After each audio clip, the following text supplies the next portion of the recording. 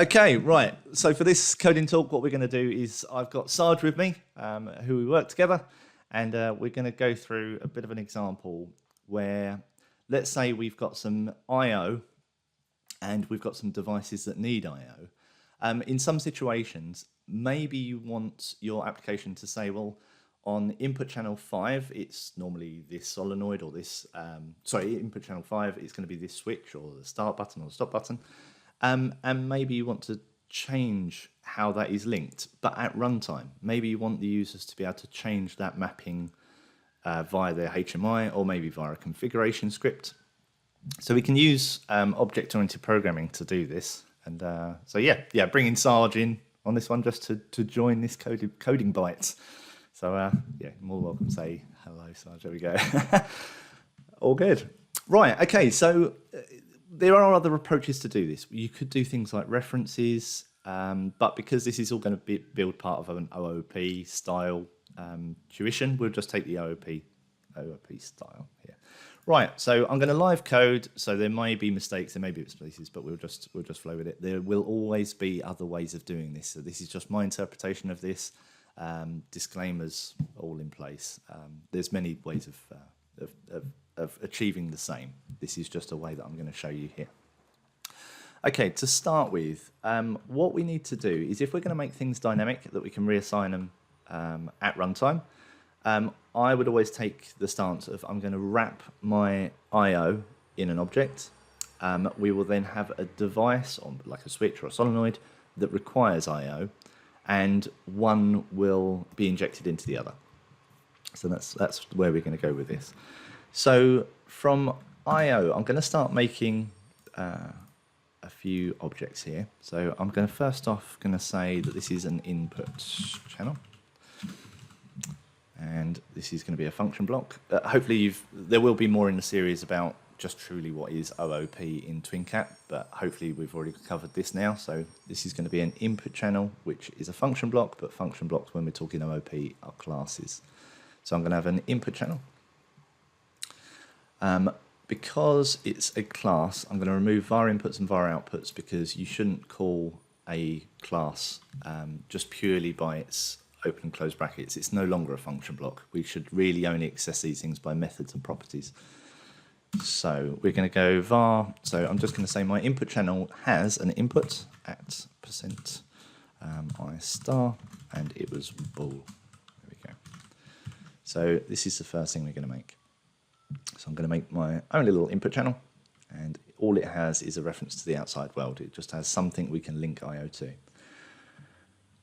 Next, with this input channel, we are going to add a property to it. And these are the nice things with objects, is you can now start coming away from the old school domain language, like the PLC, is it true, is it false? We will still use trues and false, but we can now start talking slightly upper level. This is where abstraction comes in. It allows you to talk slightly more realistic in what the input channel is. So I'm just going to call this something along the lines of is active. Is active is going to be... No, we'll actually do this as just state. So I'm just going to ask for its state, and it's going to return a true or false. So it's going to be bool. I'm going to ask it to be a public property. So I can call upon an input channel and ask its state, and the state will just be true or false. I'm going to get rid of the setter in here because it's going to be read-only. And in its get, we can now say state, which is we pass in we say the property name, and we're going to say that the state is just straight equal to whatever's coming in via the input. So this is the first bit. What we will do is we'll start building this project as we go. So I'm going to make a global variable list, and I'm just going to call this just IO for the time being, just so we've got a nice place to put them. And we will start off with just naming it something like, let's say it was my start button input. We'll do something like this. We're going to refactor this afterwards, just so it starts making more sense. Where before that would have been my start button or my start button input, and you would have at %i star and define the Boolean input. What we can now say is this is an input channel. So we're actually saying that the thing itself is an object, and if we compile that, you'll actually see down here that it becomes my start button input is an input channel, and an input channel inside it has the link to the IO. So when we look inside these instances, we can see that GVL, my start button, GVL IO, my start button has an input, and this is something we can assign to. So it's actually made our symbol assignment to hardware actually quite easy to reason about as well, because we start getting this nice name appear. So that's the first thing we're going to do. The second thing we're going to do is, because at the moment that's about it. It lives in. It's just an input channel. It just lives somewhere, and we have one. We still would like to be able to request this input channel at a later date, because obviously later we're going to say, I want an input channel, and can you please assign it to this thing? So we are going to build something that this will live inside. So Sarge, so far so good. Does that make sense? So that we've just lovely. So we've just wrapped an input channel into an object called input channel. The next thing we're going to do is we will use interfaces. So an interface is a contract. It just says that if I was to make an object and say that it wants an input channel, if I was not using interfaces and say no, pass me in a reference to an input channel, that is the only thing I can put into that. I can only inject of type input channel. If we say, well, actually, I want it to be an interface instead, any function block or any class that implements that interface is also allowed to be that.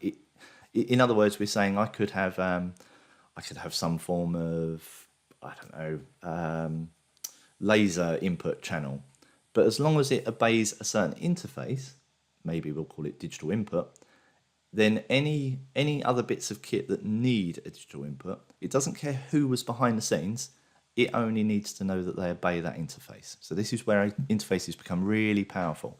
No longer are you tying yourself to a type, like a certain class, like an input channel. We are saying, no. You can take anyone as long as they obey that interface.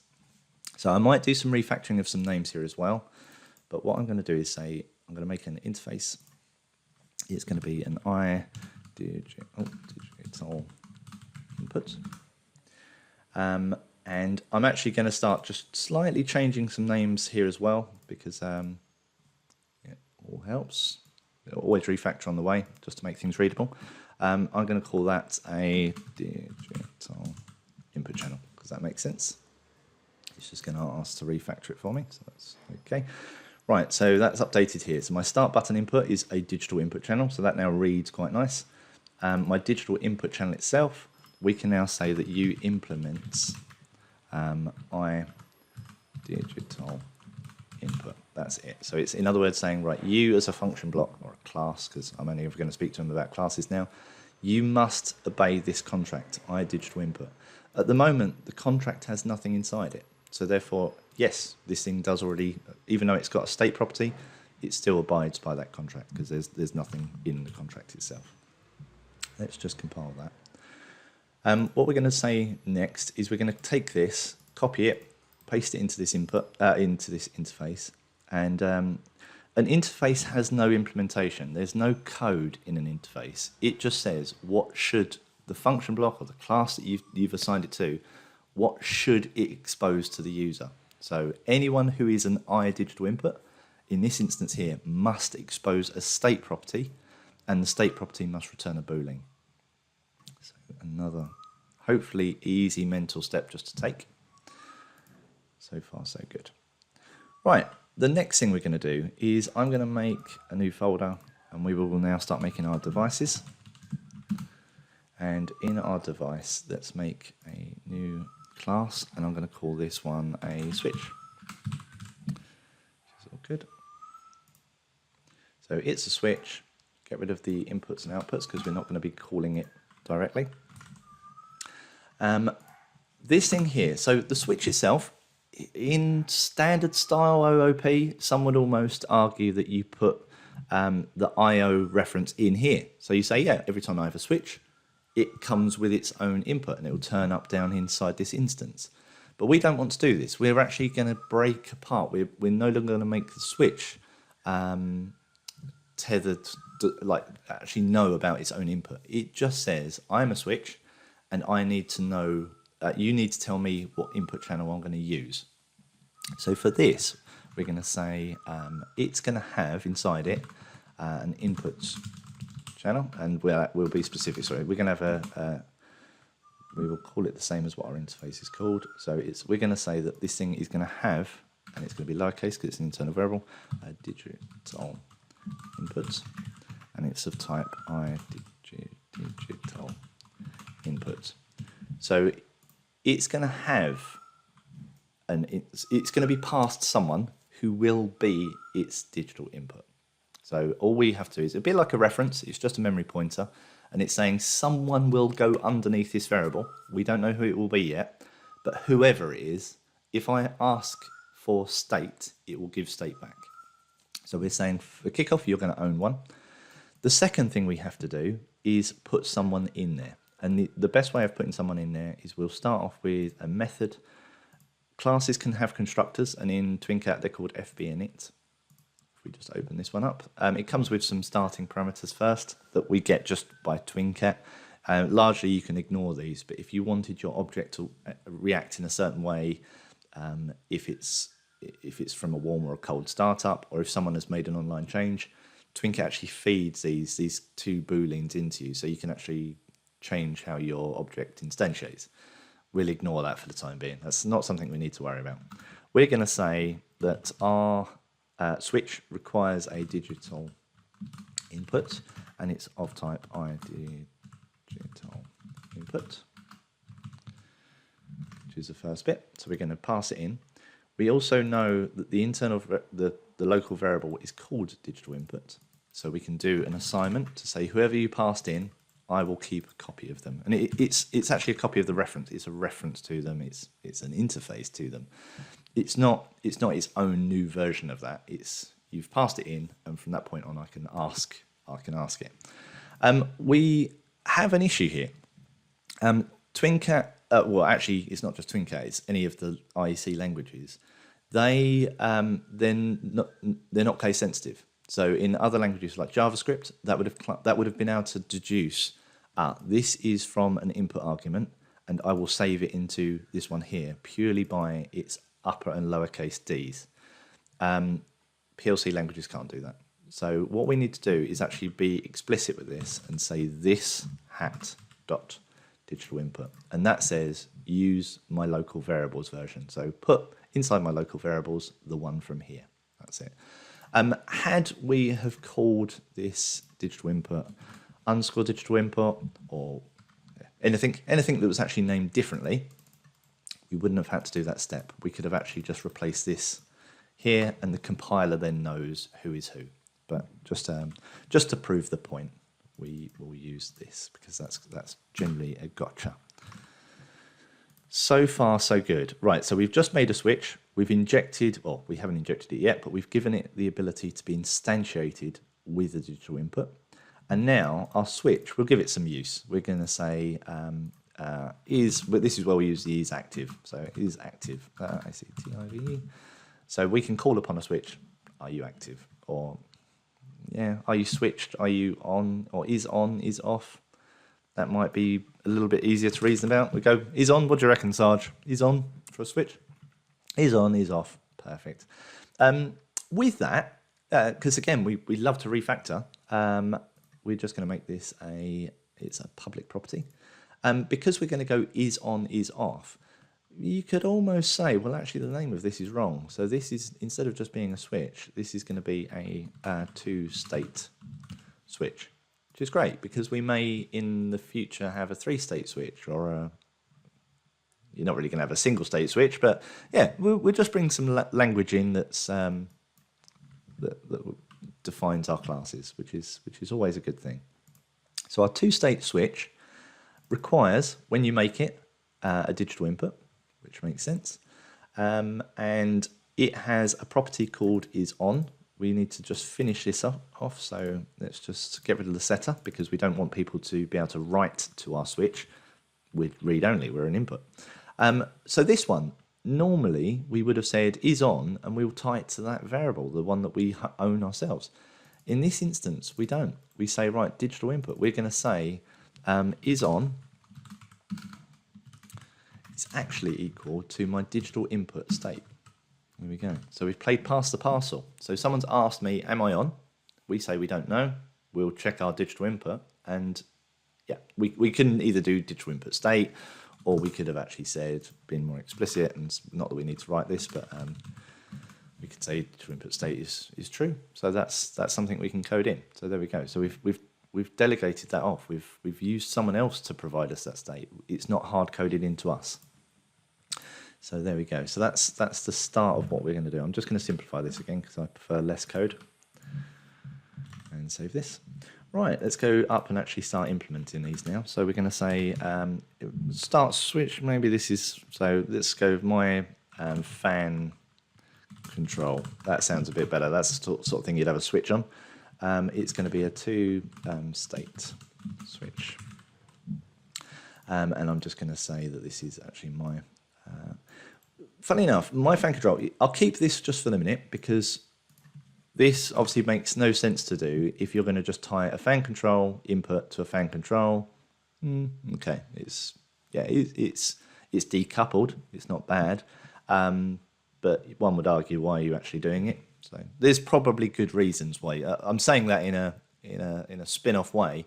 There are good reasons why you could do this because what we could actually make is simulated inputs, and all we do is swap out the fan control, its input channel, maybe with a simulated input channel. So it does give us huge flexibility. But anyway, so I digress slightly. But at the moment, I'm just hard coding their names. So my fan control input is a digital input channel. My fan control is a two-state switch. If we compile this now, it will fail, and it will fail for good reason, and it's because the fan control, we've made a constructor in it that requires a digital input. So this one here. So there is also another error in there because I didn't remove that underscore. There we go. And if we go back into the GVLO, we can now put in and say, well, actually, the two-stage switch, you use that as your digital input. And we'll just compile that. Hopefully, we get no errors. Everything, we've got 3 by the look of it. No, they've gone. So all good. Okay, so far, so good.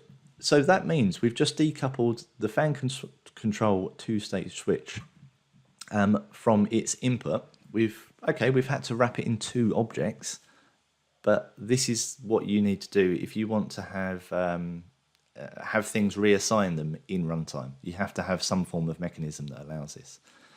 So far so good. If we put this into, I'm just going to get rid of qualified only. Normally I would keep this, but this just means I can just talk to them in there, just using their symbol. I can now say main control is on, and we can then just put something. So if my fan control is on, then my debug is equal to true. I didn't need to do this in an if statement. I could have just assigned it, but it's just a pretty way of writing it instead. My debug equals false, which is good. And then we'll just I've switched off auto symbol creation, just because sometimes it's, especially if you've copied code in, it gets a little bit annoying. I'm doing Control-Shift-B as well. That's how I do a fast build. It's just the shortcut keys for building.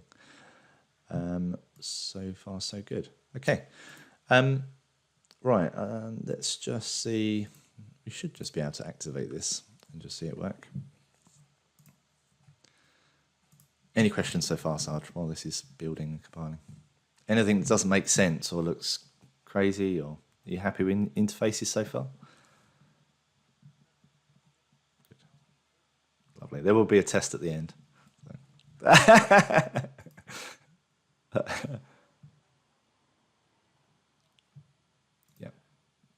Yeah, it's just tying these together in like a pattern that allows you to do these things. Okay, so let's just have a quick look at this. So we should be able to go in and force this input high, even though we've not actually attached it to anything. And then in our main, so we can see there, so my fan control is on. Yep, that quite happily swap there, even though I'm only talking to the myFan control input. So that does show that we're playing past the parcel. So that's excellent. So we've, oops, let's actually write that as 0.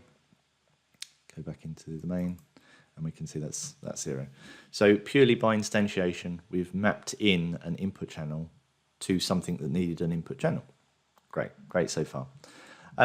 Right, the next thing that we're going to do is how we swap this out at runtime, and also as well, we may need some form of null version, because let's say, for example, our PLC program didn't know who the IO is before it starts, and we don't want to do any protection. Let's say if I don't pass in someone on that interface and the input, that fan control tries to read it, it will fail, because it will try to hit an interface that's not been set. It will be 0. And TwinCat will actually fail at that point, which is valid. It tried to hit a pointer that's not been set. So what we can do is, if we're going to say, no, we want our PLC program to start up without knowing what input channels it is, but yet it can still function to some reason and doesn't fall over, this is where we do something like a null object. So it's definitely a principle that people will use.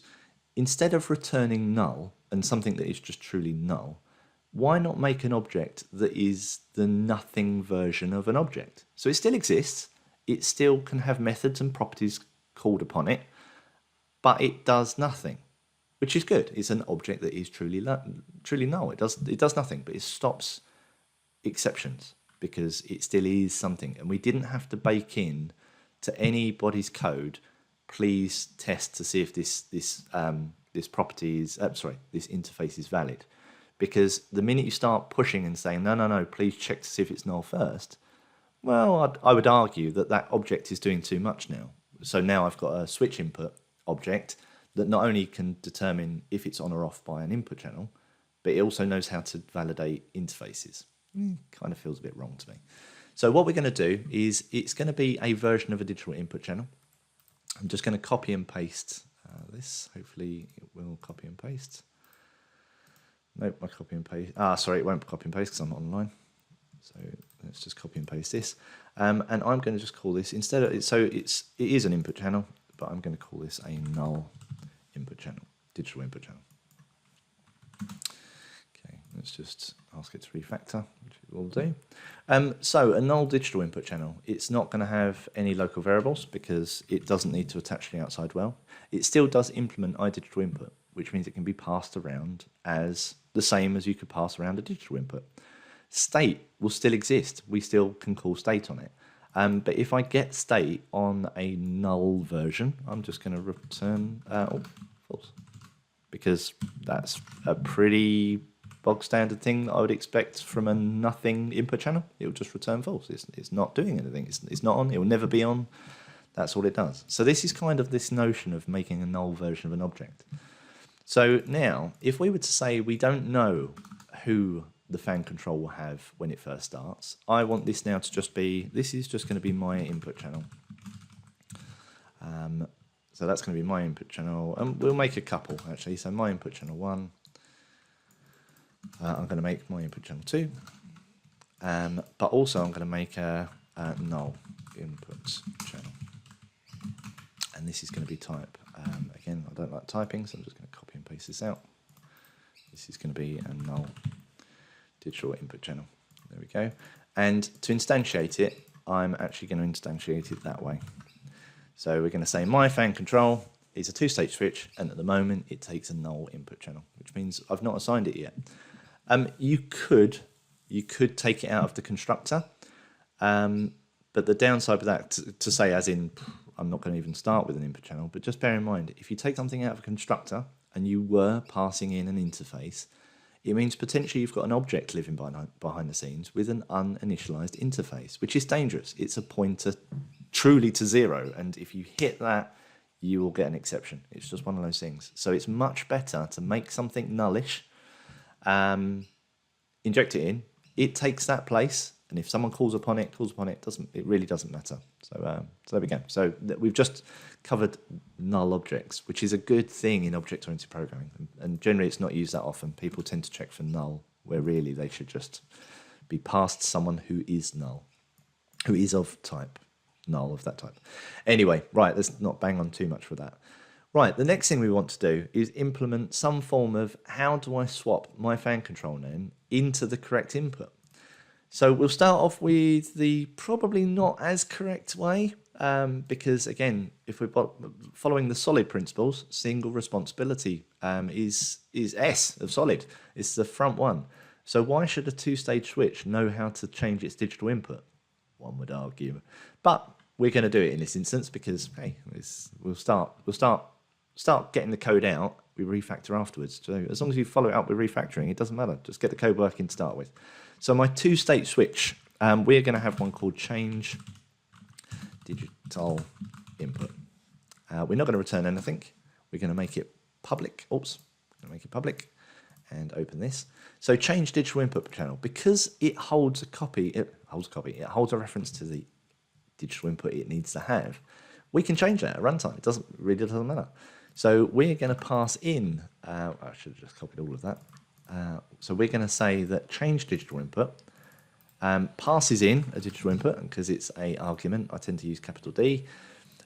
So this digital input here gets passed in, and we can use the same code that's in the constructor.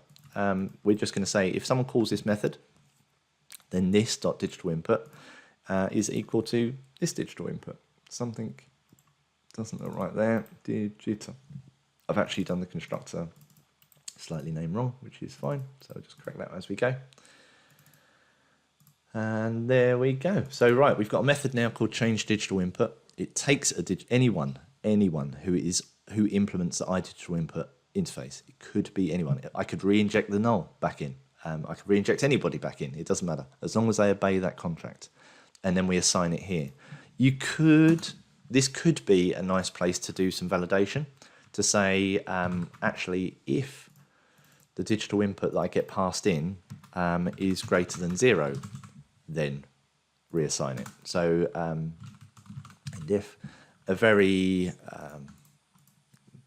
basic bit of error checking there, so we're saying, well, actually, we'll only ever change, what's that moaning about? So digital input is, sorry, I think you have to do open and close for this one. Sorry, not open, close, greater or less than equal. There we go.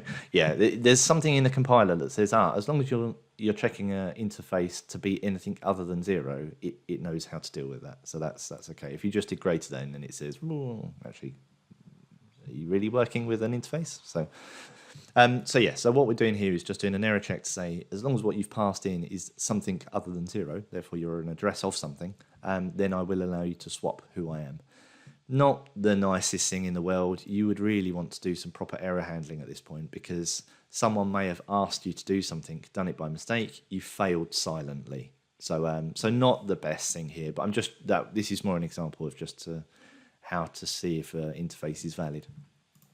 So we've now got a change digital input method that we can call on this two-stage switch.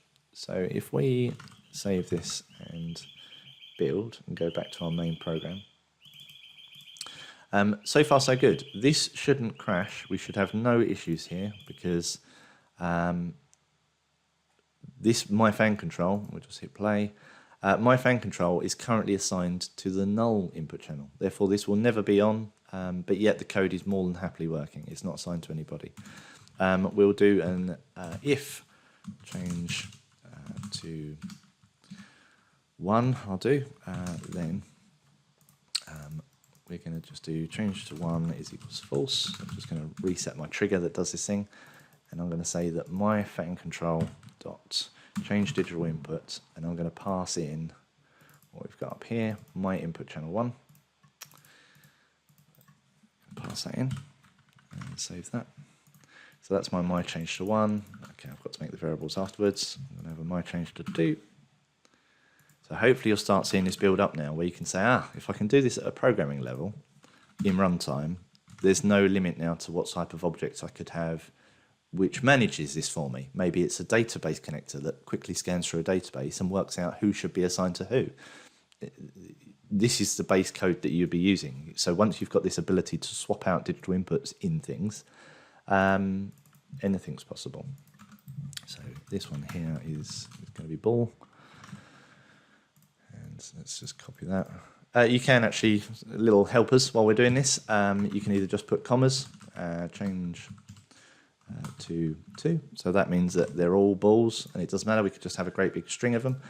We could have also, let's just remove this, is, if I remember my keystrokes correctly, do change, change to 2, space B, control enter, and it'll actually fill out the ball for you as well. That actually works with anything. So that would be Ben space I, enter, goes to integer. Shout out to Mark Lazaridis for passing that bit of information on. That was excellent. In all my programming, I didn't know it did that. Yeah, so really handy. Okay, anyway, let's just compile that. My input channel 1 and 2. These will now exist down here, so that's good. So again, they're generic because we don't know who's going to get them yet.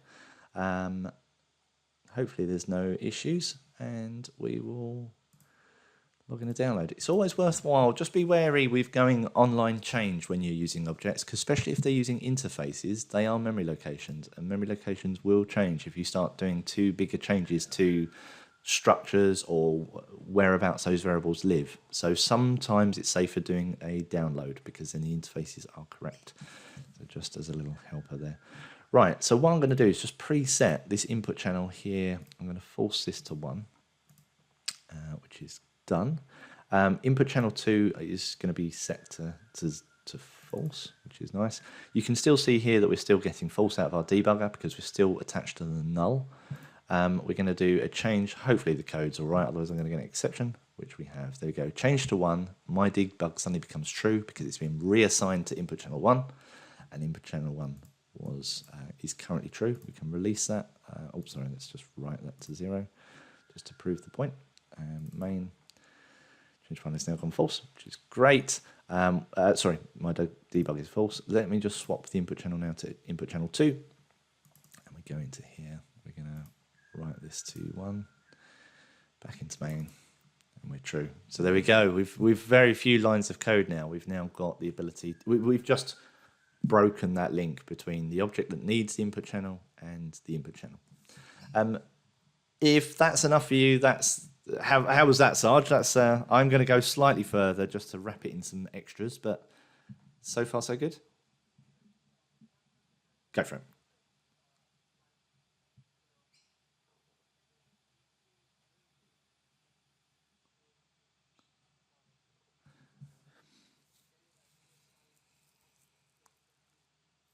You can, funny enough, yeah, you can use reinit, or you can even call init again, because init is just a method. There's nothing actually to stop us. Let's just log back out on here. We'll actually see here my fan control dot fbinit. Oh, sorry, it actually lived there. So fbinit, we can pass in. It does mean that we have to supply our own first 2 balls, which TwinCat would have usually supplied to us, and still we pass in that digital input. Yeah, nothing wrong with that. The only thing I would err against is because then you're starting to use a constructor slightly out of its originally intended purpose, because it's going to be much more easier to reason. If I see my fan control dot change digital input pass in an input channel, it feels right. It almost reads like code, where had you seen fb my control fb init, you could almost get fooled into thinking maybe it wasn't initialized in the first place, or so yeah, I'd try and keep things reading like a comment, because we don't want comments, we want well-written code. Good question, though. Very good question. Right, so yeah, if anyone wants to dive away from the video now, this is really what you need to get up and running. What I'm going to do next is quickly let's make an EL 1008 card. We'll make it know about the input channels, and then we'll ask the EL 1008 card object to give us an input channel. And then the next thing I'm going to do is just make a tiny little object which takes this away, this change digital input, because that's all well and good. A switch can implement change digital input, but again, single responsibility, it shouldn't have to. That's just one of those things. It's not designed. It shouldn't. It's a switch. It should do switchy things. It shouldn't know about how to reassign its digital input. So really, what we should be doing is adding a third object in the way. I know we're getting a little bit object heavy now, but the benefits that you'll have will start paying themselves back. You're not going to get class explosion with this. Right. So first off, I'm going to just quickly do a EL1008, for example. This could have descended from some other class. I'm not going to build in any EtherCAT diagnostics in here, but potentially you could have extended off of a EtherCAT card base and it has things like error detection in there and how is the card doing, what status is the card. We're not going to cover that in this one. So I'm just going to make an EL1008. I'm actually going to put it into IO.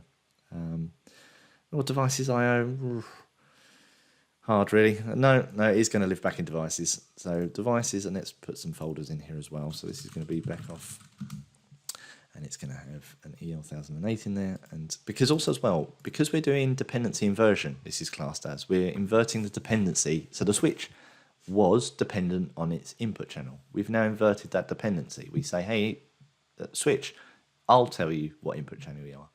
This is great. This means that you can now take these controls and stick them in a library because you're inverting their dependencies. It means that you can now have really low changing libraries because all of your code is very static. If you wanted to inject something else into that switch, yeah, as long as it obeys that interface, just inject it in. It doesn't matter. So there we go. This is the ideal way of programming. Really, I've always found this as a good way of programming. We're just going to do generic, and I'm just going to put the two-stage switch in there as well, just to keep things nice and tidy. Right, so EL1008, this one, let's get started with this. Let's get rid of those because it's the object. This thing is going to have channels, and it's going to be an array, which is going to be a 0 to 7, oops, 0 to dot 7, of, what do we call it? It was a digital input channel, I believe. Yeah, that one there. Right, okay, so 0 to 0. Oh. So far, so good. So what we've said is I've got 1008, and it just has an array of these objects, which are called digital input channels. So great, there we go. Let's just get rid of all of this code. And I'm going to say this is device 1, and it's an EL1008. Perfect. Let's look at what that looks like now. There will be some error. Actually, I'll probably have to clear the errors, otherwise it's not going to show. Let's just it's going to be failing in main for the moment, so let's just comment these out so we can see what the instance side looks like, because it actually looks really nice. It's again, it kind of reads like comments. Now we've got GVLIO device 1, which is a EL1008, and it's got 8 input channels that I can assign to. Great, there we go. You can almost build up your I/O in the objects which are the kit that you just click in, and there you go, another one. Right, this EL1008, we're going to say that I've got a method on this, and the method is get input. I'm going to call it get digital input because I'll be consistent with our naming, digital input, because it could be a card that supports get analog input, get digital input. It could be a multi-card. So let's be explicit about it. So get digital input, and I'm going to say get digital input channel as well because we're referring to them as digital input channels, and it's going to return an digital input. So no, I'm going to get rid of channel then because we're breaking naming. So I'm going to ask it, can I have a digital input channel? Get digital input, and it's going to return me an digital input. I don't know who it's going to give me. It's just going to be someone that obeys that interface, which again is great, perfect. We don't care. We're kicking that can of really knowing those implementation details just down the road. Who cares what it is? All I care about is it's an digital input. It's going to be public. So far, so good. All we're going to do inside that method, because I have an array of channels, I still feel like I might bring channel back, but anyway, let's carry on. Get digital input is going to equal channels, and I'm going to pass in channel number as this. So that's just going to pull back whatever is in that element of that array, and we're going to pass in channel number as an integer into this method. So far so good. So we're saying that the EL1008 has lots of digital input channels. The digital input channels are iDigital inputs, which means that that's great. They follow that guise. They are hiding behind that iDigital input face. When someone asks for a digital input, they don't care that it is of type digital input channel. They only care that you give me something back that follows this interface. And we're just saying, yeah, pull out the real one. That is an array of digital input channels, but it says no, that's fine. It follows that implementation, therefore I can pass it out as this new thing. This it's going to put like a mask on. So there's that bit done. Right, and then just to tie this together, we can call methods in implementation as well. The implementation side, the instantiation side. So what we could say, just going back to our first example, my fan control two-state switch, we can actually say device 1, can you give me the digital input, and I want to be digital input 3, for example. There we go. Null input channel, we'll just keep that there for the time being, just because it'll be nice just to refer to it later. Let's just build this. Double check that our main, there's nothing going to be crazy inside main, which is fine. We'll ignore all that code. Let's just comment all of that out. The shortcuts for doing commenting, I don't know what it is because it's actually on my mouse that does that, but that's under Edit Advanced Comment Selection. Oh, there you go. Control K, Control C will also comment the selection out. Right, so far so good. My fan control, if we just prove that this works, so device 1008, get this. I'm just being a little bit careful because obviously if you do get things wrong with interfaces, you do get exceptions. And let's log on with the download. So far so good. Okay, right. So back to our main. Everything is false. The top line, most importantly, is false, and we hopefully have attached ourselves into this. Everybody's probably screaming at the screen saying that there's an easier way for me to force these values, but this is the only way I do it. And there we go. Perfect. There we go. We've gone one extra step now. We've said, hey, I've got a thing that contains digital inputs, and can you give me the third one that you own, and I'll pass it to the person that needs it. So that's another good step. Maybe the thing that is your HMI says, I know what devices I have, and I know how many inputs they have, and I will do that link. I'll say, right, device 1, can you please give me channel 3, and I want to put it into my fan control switch. So far so good. Right, the last thing I'm going to do before we wrap up this video, because it's coming close to 3/4 of an hour, which is a long video for me, is I was saying before that it's not a good thing to have changed digital input in the two-stage switch. It's fine if that's what you want to do, but really the switch shouldn't know to do that. So that's not something it really should know. If you're going to do rebinding, binding's a bad word because it clashes with our typical binding, but if you're going to have a changeable digital input, and that's part of your thing, you have something that takes code from a database or somewhere else, it should talk to something that handles that and leave the switch just to it. So what I'm going to do is make one other bit of I/O. It helps if I log off so I can write code. This one, I'm just going to copy digital input channel because it's going to pretty much mimic it. And this one, I'm going to call this an assignable digital input channel. So there we go. So bear with me on this. So what we're going to say is the assignable digital input channel, it is going to have inside it an input channel. So it is going to play pass the parcel again. We've just added someone else that sits in the middle that plays pass the parcel. So change digital input, I'm going to say you have changed digital input. That's just something you do. There's going to be some errors in here at the moment. You are similar to the two-stage switch because you are going to have inside you a digital input. So because you're an assignable digital input, you have a digital input. But not only do you have a, you also are a. So I am a digital input, which means I do have this state interface. I abide by that contract. So I am a, digital input, but I also have a digital input. So far, so good. Let's just copy the FB init in across, because what we need to do is, because I have a digital input, I need to pass in what digital input it's actually going to start with. So that's the starter for 10. Right, so let's just go through that again. So we've got a digital input inside our assignable digital input, and at the moment it's just an empty interface. We have the ability to change who we point to, so just by the code that we already know from the original. FB init says take whatever I give you and just make that as your initial version. And state, this is the only slight difference. Because we don't have our own internal state, we delegate that to whoever the digital input was. So we say my state is equivalent to the person I person I reference. It's their state. So I'm just playing pass the parcel. Now this is also, this type of programming comes into effect. If I was to say, instead of this being an assignable digital input, its core function is to be able to swap to different inputs.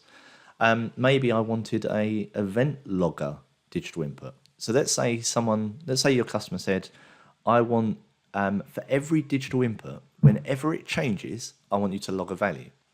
For every, and let's say you've got 1,000 digital inputs. That's a whole lot of code you've got to write. That's a big task. Where had you gone this route, you could make a loggable digital input. It takes a digital input and it is a digital input, and you just put it in the way. As far as the consumer of it is concerned, the fan controller, it doesn't care. It's just looking for a digital input changing state.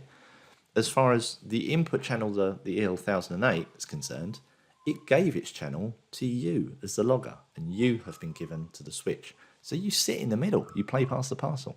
So really easy ways of implementing things like logging, which would otherwise have been quite difficult to solve in any other way. So so there we go. There's another massive digression. Hope you're still there, Sarge, and I haven't killed you. There we go. So great. We can now take the change digital input away, get rid of that, because it's not up to the two-state switch to know anything about swapping digital inputs. It doesn't care. It just wants one. That's all it cares about. So the final piece in this entire huge pudding is, I'm going to say this is my fan. It's going to still be related to the fan control. So this is going to be my fan control digital input, and it's of type assignable digital. Oh wow, digital input, assignable digital input channel. Sorry, I have used between the input channels and channels. So this type assignable digital input channel. We're going to say, well, yeah, you start. Maybe we start with this. No, maybe we're not. Let's put our null back in there. So you start as null. You actually don't have anyone to start with. And my fan control digital input, you are going to be its input. So in other words, we're going to say, let's just make sure that compiles so I haven't made a mistake. I think I've probably spelt this wrong, so let's just copy that out. That looks all right. So expression, did I miss? Oh, there we go. Also helps to terminate the line.